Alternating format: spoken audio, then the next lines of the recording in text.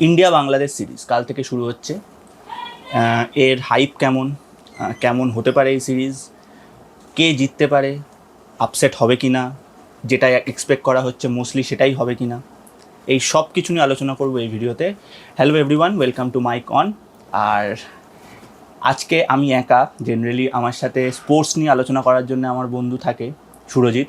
আজকে ও নেই, ওর সাথে আমি কয়েকদিন ধরেই বসার চেষ্টা করছি, বাট ও একটু কাজে ব্যস্ত হয়ে গিয়েছে বলে ওর সাথে বসা হচ্ছে না। যাই হোক, তো কাল থেকে শুরু হচ্ছে ইন্ডিয়া বাংলাদেশ সিরিজ এবং ইন্ডিয়া বাংলাদেশ টেস্ট সিরিজ। 2019-এর লাস্ট ইন্ডিয়া বাংলাদেশ খেলা হয়েছিল এবং তারপর আজ মানে আগামীকাল 2024 থেকে আবার শুরু হবে এই সিরিজ। এবার এই সিরিজ নিয়ে কতগুলো বক্তব্য আছে। প্রথমত ইন্ডিয়া বাংলাদেশ সিরিজ যদি ইন্ডিয়ার পার্সপেক্টিভ থেকে দেখি, খুব একটা এক্সাইটিং 19-এ হয়নি।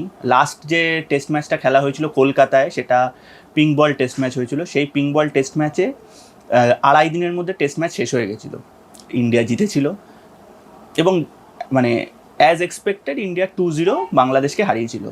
কিন্তু এই টেস্ট ম্যাচটা বা এই টেস্ট সিরিজটা আলাদা কেন, এই টেস্ট সিরিজে আপসেট হতে পারে কি না, বা এই টেস্ট সিরিজ নিয়ে কেমন হাইপ আছে, সেটা নিয়ে আলোচনা করব এই ভিডিওটায়। প্রথম কথা হচ্ছে, ইন্ডিয়া লাস্ট টেস্ট ম্যাচ খেলেছে, মানে আমি যদি একটু স্ট্যাটস দুজনের তুল্যমূল্য বিচার করি, তাহলে ইন্ডিয়া লাস্ট টেস্ট ম্যাচ খেলেছে লাস্ট ইয়ার 2024-এ। ইন্ডিয়া এখনও পর্যন্ত কোনো টেস্ট ম্যাচ খেলেনি। মোস্টলি ইন্ডিয়া হোয়াইট বলে খেলছে।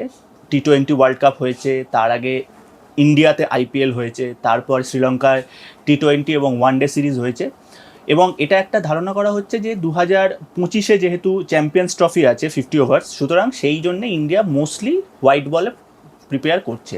এবার এই টেস্ট সিরিজটা ইন্ডিয়ার তরফে মানে বলা যেতে পারে প্রথম টেস্ট সিরিজ এবং সিজন শুরু হচ্ছে ইন্ডিয়াতে, সুতরাং এটা ইন্ডিয়ার প্রথম টেস্ট সিরিজ। তাই জন্যে ইন্ডিয়া মানে একটু কম প্রিপেয়ার্ড, কারণ internationally test match series India খেলেনি। অন্যদিকে বাংলাদেশ হিস্ট্রিতে প্রথমবার হোয়াইট ওয়াশ করেছে পাকিস্তানকে, পাকিস্তানের ঘরের মাটিতে। পাকিস্তানকে 2-0 হারিয়েছে বাংলাদেশ, সুতরাং Bangladesh will be high on confidence, সেটা বলার অবকাশ, মানে সেটা বলাই বাহুল্য। এবার এই পার্টিকুলার টেস্ট ম্যাচ নিয়ে বাংলাদেশ অলরেডি, বাংলাদেশের ক্যাপ্টেন অলরেডি তারা যথেষ্ট আশাবাদী। তারা অলরেডি বলেছে যে আমরা এখানে ইন্ডিয়াকে হারাতে এসেছি, যেটা যে কোনো টিম বলে, আমি সেটা নিয়ে মানে আলাদা কিছু মনে করি না, কারণ ডেফিনেটলি কেউ যদি খেলতে আসে সে তো আর বলবে না আমি হারতে এসেছি, সে জিততেই আসবে। তো বাংলাদেশ সেই জায়গা থেকে, but Bangladesh is high on confidence. এবং বাংলাদেশকে নিয়ে যেটা একটা কথা বারবারই আমরা বলতাম বা ক্রিকেট মহলে আলোচনা হতো, সেটা হচ্ছে বাংলাদেশের টিম মোস্টলি অতটা ব্যালেন্স হয় না, বা তারা ঘরের মাঠে অনেক বেটার, বাইরে গিয়ে কতটা খেলতে পারবে। কিন্তু বাংলাদেশ পাকিস্তানে গিয়ে টেস্ট ম্যাচ জিতেছে, যেটা একটা ঐতিহাসিক জয় বাংলাদেশের কাছে, সিরিজ জিতেছে বাংলাদেশ। সুতরাং বাংলাদেশ একটা কিন্তু খুব প্রবল দাবি রাখছে এখানে জেতার। এবার এখানে একটা বক্তব্য থাকবে যে ইন্ডিয়া কতটা প্রিপেয়ার্ড। এবার এটা সত্যি কথা বলতে আমরা কেউ জানি না এই মুহূর্তে ইন্ডিয়ার টেস্ট ম্যাচে কতটা প্রিপেয়ার্ড, কারণ ইন্ডিয়ার যদি আমি লাস্ট সিরিজ দেখি, সেটা ওয়ানডে, শ্রীলঙ্কাতে ইন্ডিয়া কিন্তু হোয়াইট ওয়াশ হয়েছে। ইন্ডিয়ার 3টে টেস্ট ওয়ানডের যে সিরিজ খেলেছে, তার আগে T20 ডেফিনেটলি ইন্ডিয়া জিতেছে, সিরিজ জিতেছে, কিন্তু টেস্ট ওয়ানডে ম্যাচে কিন্তু ইন্ডিয়া হেরেছে। একটা টাই হয়েছে এবং দুটো ইন্ডিয়া হেরেছে। সুতরাং ইন্ডিয়া কিন্তু একটু ব্যাকফুটে থাকবে কিনা আমরা জানি না, যদিও ইন্ডিয়ার নতুন appointed head coach Gautam Gambhir পরিষ্কার বলেছিল যে ইন্ডিয়াকে আরও বেশি ডোমেস্টিক খেলতে হবে, এবং ইন্ডিয়ান প্লেয়াররা সবাই ডোমেস্টিক খেলেছে, সেটাতে একটা ডেফিনেটলি ইম্প্যাক্ট পড়বে আশা করা যায়। এবার এখানে একটা জিনিস একটু বুঝতে হবে, একটু মানে আমি একটু কয়েকটা গুরুত্বপূর্ণ জিনিস এখানে একটু বলবো, যেটা হয়তো অনেক জায়গাতে আলোচনা হচ্ছে না। শুধুমাত্র টিমের ওপর তো একটা মানে ভালো প্লেয়ারের ওপর তো একটা টিম ডিসাইডেড হয় না। এখানে কতগুলো জিনিসকে আমাদের মাথায় রাখার প্রয়োজন আছে। প্রথম কথা হচ্ছে, ইন্ডিয়াতে SG বলে খেলা হয়, যেটা ইন্ডিয়ার নিজস্ব প্রোডাকশান যে বল, SG বলে খেলা হয়। এবার SG বলের সাথে পাকিস্তানের জয়টা, পাকিস্তানের যে খেলাটা হয়েছে সেটা কোকাবুড়ায় হয়েছে। পাকিস্তানেও কোকাবুড়ায় হয়েছে এবং বাংলাদেশ নিজের হোমেও কোকাবুড়া ইউজ করে। এবার কোকাবুড়ার সঙ্গে SGর ডিফারেন্সটা কি, এইটা একটু জানার প্রয়োজন আছে। কোকাবুড়ার বলের সিম একটু তাড়াতাড়ি অফ হয়ে যায়, সিমটা পাতলা থাকে, একটু তাড়াতাড়ি অফ হয়ে যায়, যার ফলে স্কিড করে, মানে স্কিড করে বলতে সেখানে LB হওয়ার চান্স বেশি থাকে, বল নিচে থাকে। এবং বাংলাদেশের সয়েল যে পিচে ইউজ হয়, যে মাটি ইউজ হয়, সেটা হচ্ছে ব্ল্যাক সয়েল। সুতরাং ব্ল্যাক সয়েলে যখন কোকাবুড়া মানে একটু খেলা এগোয়, এক মানে 1.5 দিন 1.25 দিন, তখন আস্তে আস্তে বল লো হতে শুরু করে, যে জন্য বাংলাদেশে খেলা কিন্তু ডিফিকাল্ট হয় ফরেন কান্ট্রির পক্ষে। তারা লো বাউন্সে আউট হয়, এলবি হওয়ার চান্স থাকে। কিন্তু ইন্ডিয়াতে চেন্নাইতে ফার্স্ট টেস্ট হচ্ছে, চেন্নাইতে কিন্তু ইউজ হচ্ছে রেড সয়েল। রেড সয়েলে কী হয়, রেড সয়েলে বল পিচ অনেক বেশি গ্রিপ থাকে, পিচে বাউন্স থাকবে, ফাস্ট বোলাররাও পাবে হেল্প এবং স্পিনাররাও পাবে। যে কারণে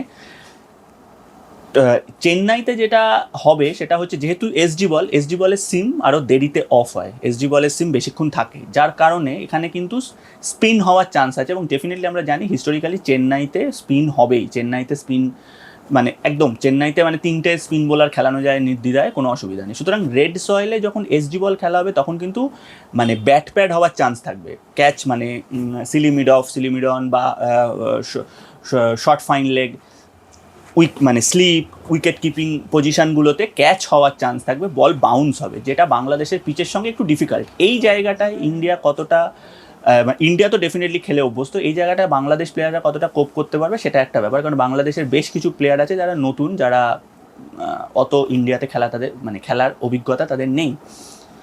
এবার আমি স্পেশালি একজন বোলার বাংলাদেশের দেখবো সে কেমন খেলছে, সেটা হচ্ছে নাহিদ।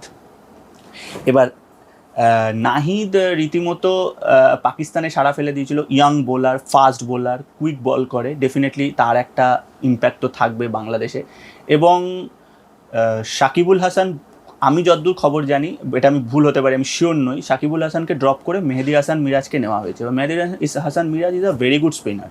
সুতরাং বাংলাদেশ কিন্তু একটা জায়গাতে খুব স্টিক করে রেখেছে, সেটা হচ্ছে স্পিন মানে অ্যাটাককে স্ট্রং করব এবং ইন্ডিয়াকে হামলা করব, হুইচ ইজ আন্ডারস্ট্যান্ডেবল। আবার আমাদের ইন্ডিয়ার পার্সপেক্টিভে দেখতে গেলে জাসপ্রীত বুমরা ডেফিনেটলি খেলছে। জাসপ্রীত বুমরা তো আমরা জানি, জাসপ্রীত বুমরা মানে what Jasprit Bumrah can do. সুতরাং সেই জায়গা থেকে তো ডেফিনেটলি ইন্ডিয়ার অ্যাডভান্টেজ থাকবে। এবার আমি মানে যদি অ্যাজ অ্যান ইন্ডিয়ান পার্সপেক্টিভ আমি দেখি, ইন্ডিয়া ঘরের মাঠে 5টা টেস্ট ম্যাচ খেলবে, 2টো বাংলাদেশের বিরুদ্ধে এবং 3টে নিউজিল্যান্ডের বিরুদ্ধে, এবং তারপর ইন্ডিয়া যাবে হচ্ছে অস্ট্রেলিয়াতে বর্ডার গাভাস্কার ট্রফি, 5 টেস্ট ম্যাচের সিরিজ। এবার এখানে আমার যেটা মনে হচ্ছে, ইন্ডিয়া হয়তো বাংলাদেশ বা নিউজিল্যান্ডের সঙ্গে নিজের প্লেয়িং 11টাকে আরেকটু স্ট্রং করবে বা আরেকটু দেখে নেবে যে কারা ওখানে গিয়ে খেলতে পারবে, বা অস্ট্রেলিয়াতে 5টা সিরিজের মধ্যে কাদেরকে সিলেক্ট করা হবে, এই জায়গাটা ইন্ডিয়া নজর রাখবে। কিন্তু আমার মনে হয় ইন্ডিয়া কখনোই রিল্যাক্টেন্ট হবে না বাংলাদেশের বিরুদ্ধে, কারণ Bangladesh is a very good team. এবং 2টো টেস্ট ম্যাচ বাংলাদেশের সাথে খেলা হবে, প্রথম টেস্ট ম্যাচ চেন্নাইতে আগামীকালে। কিন্তু তার সাথে সাথে আমি একটা কথাও, যেটা আমার মনে হচ্ছে যে হয়তো এটা হতে পারে যে এই 2টো টেস্ট ম্যাচে বাংলাদেশের বিরুদ্ধে ইন্ডিয়া একটু নিজের টিম কম্বিনেশনটা দেখবে, এবং তারপরে আরও 3টে, মানে আমি বলতে চাইছি যে শুধুমাত্র বাংলাদেশের সিরিজের ওপর নয়, 5টা সিরিজ মানে 5টা টেস্ট ম্যাচকে ইন্ডিয়া একসাথে দেখছে এই বিষয়টায়, যে 2টো বাংলাদেশের বিরুদ্ধে, 3টে নিউজিল্যান্ডের বিরুদ্ধে। এবার কালকে থেকে শুরু হবে, দেখা যাক কেএল রাহুলকে খেলানো হবে কি না। কারণ এই মুহূর্তে টিম যেটা সিলেক্ট হয়েছে টপ 15, তার মধ্যে কেএল রাহুলকে খেলানো হবে, এটা নিয়েই একটা মানে আলোচনা হয়েছে। আমি যতদূর জানি কেএল রাহুল খেলবে, যদিও আমি পার্সোনালি চাইছিলাম সারফরাজ খান খেলুক। সারফরাজ খানের প্রতি মানে লাস্ট মানে সিরিজে যেভাবে রান করেছে, সারফরাজ খানের খেলা উচিত। এবং যেহেতু ঋষভ পান্ত খেলবে, সুতরাং সারফরাজ খানের জায়গা হচ্ছে না, হয়তো ধ্রুব জুরেল খেলতে পারে as a second wicket keeper, but সেটা আমি শিওর নই। এবার ইন্ডিয়া 3টে পেসারে যাবে না 3টে স্পিনারে যাবে সেটাও দেখার, যদিও ইন্ডিয়া 3টে পেসারে যাবে বলে আমার মনে হয় না। হয়তো ফার্স্ট টেস্ট ম্যাচে হয়তো বুমরা এবং সিরাজ খেলবে, 3টে স্পিনার খেলবে। এবার আকসার প্যাটেল খেলবে ডেফিনেটলি, কুলদীপকে নেবে কিনা সেটার একটা বিষয়, জাদেজা খেলবে। তো মোটামুটি ইন্ডিয়া যেটা মানে যাকে বলে ফার্স্ট প্লেয়িং 11 সেটাই নামাবে ফার্স্ট সিরিজে। কারণ ডেফিনেটলি ইন্ডিয়া চাইবে না প্রথম টেস্ট ম্যাচে কোনো রকম গন্ডগোল হোক বা ইন্ডিয়া ব্যাক ফুটে চলে আসুক। উল্টো দিকে আমি বাংলাদেশে যেটা বললাম, নাহিদ রানা আই থিঙ্ক প্লেয়ারের নাম, আমি পুরো নামটা ভুল করছি, হয়তো ভুল করলে আই এম সরি। নাহিদ আমি জানি, তো Nahid is a very good player. Shoriful থাকবে লেফট হ্যান্ডেড, মেহেদি হাসান মিরাজ থাকবে, এবং লিটন ভালো রান করে এসেছে, Liton is a very good player. Mushfiqur Rahim প্রায় 200 করেছিল, 190 রান করেছিল পাকিস্তানের বিরুদ্ধে। মুশফিকুর রহিম ফর্মে থাকবে, এবং তার সাথে সাথে আমাদের যে ওদের যে ওপেনার রয়েছে, শান্ত রয়েছে, সাদমান রয়েছে, তারা ডেফিনেটলি ভালো। এবং এটা তো একটা ঘটনা যে আমরা সাবকন্টিনেন্টের যখন পিচের কথা বলি তখন সাবকন্টিনেন্টের প্লেয়াররা সাবকন্টিনেন্টে খেলতে ডেফিনেটলি সচ্ছল বোধ করে, সেই জায়গাটা নিয়ে কোনো প্রশ্ন নেই। তো যাই হোক, আমার মনে হয় একটা ইন্টারেস্টিং সিরিজ হবে। কাল থেকে সিরিজ শুরু হচ্ছে চেন্নাইতে, সবাই আমরা দেখব এবং তারপরে আমি চেষ্টা করব, আমি সুরজিতের সাথেও চেষ্টা করব যে যদি আমরা আসতে পারি, সকলের সাথে কথা বলতে পারি। যাই হোক, এই আপাতত মানে টিম কম্বিনেশন কেমন, পিচ কেমন, এই নিয়ে আমি মোটামুটি একটা আলোচনা করলাম। আশা করি এই ভিডিওটা আপনাদের সকলের ভালো লাগবে। যদি ভালো লাগে তাহলে লাইক করে, শেয়ার করে আমাদের চ্যানেলকে সাবস্ক্রাইব করতে পারেন এবং আরও এরকম কন্টেন্ট দেখার জন্য, অন্যরকম খবর দেখার জন্য আমাদের চ্যানেলের সঙ্গে থাকুন। আমাদের ফেসবুক, ইনস্টাগ্রাম পেজকেও ফলো করতে পারবেন, ডেসক্রিপশানে লিঙ্ক দেওয়া আছে, যারা চাইছেন করতে পারেন। দেখা হবে আবার পরের ভিডিওতে। সবাই খুব ভালো থাকবেন। Thank you.